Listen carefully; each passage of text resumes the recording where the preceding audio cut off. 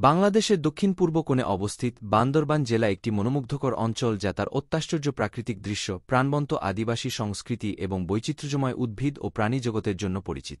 এই জেলাটি পার্বত্য চট্টগ্রামের একটি অংশ যেখানে সবুজ পাহাড়, ঘূর্ণিঝড় নদী এবং ঘন বন রয়েছে।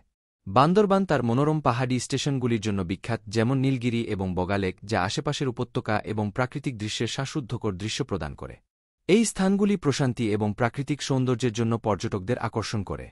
মারমা, ত্রিপুরা এবং ব্রো জনগোষ্ঠী সহ অসংখ্য আদিবাসী সম্প্রদায়ের আবাসস্থল, বান্দরবান হল সংস্কৃতি ও ঐতিহ্যের এক গলে যাওয়া পাত্র। দর্শনার্থীদের এই আদিবাসী গোষ্ঠীগুলির অনন্য রীতিনীতি, উৎসব এবং হস্তশিল্প অভিজ্ঞতার সুযোগ রয়েছে। জেলাটি জীববৈচিত্র্যেও সমৃদ্ধ, বৈচিত্র্যময় উদ্ভিদ ও প্রাণীর প্রজাতি রয়েছে।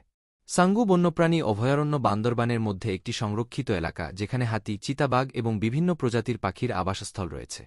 ট্রেকিং এবং হাইকিং উৎসাহীরা বান্দরবানকে একটি আশ্রয়স্থল বলে মনে করেন, যেখানে ট্রেইলগুলি জলপ্রপাত, উপজাতীয় গ্রাম এবং প্যানোরামিক ভিউ পয়েন্টের দিকে নিয়ে যায়।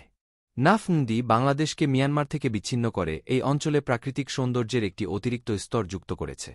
প্রাকৃতিক বিস্ময় এবং সাংস্কৃতিক বৈচিত্র্যের সমন্বয়ে বান্দরবান জেলা, যারা বাংলাদেশের দক্ষিণ-পূর্ব পাহাড়ের অনন্য আকর্ষণ অন্বেষণ করতে চান তাদের জন্য একটি স্মরণীয় এবং নিমগ্ন অভিজ্ঞতা প্রদান করে।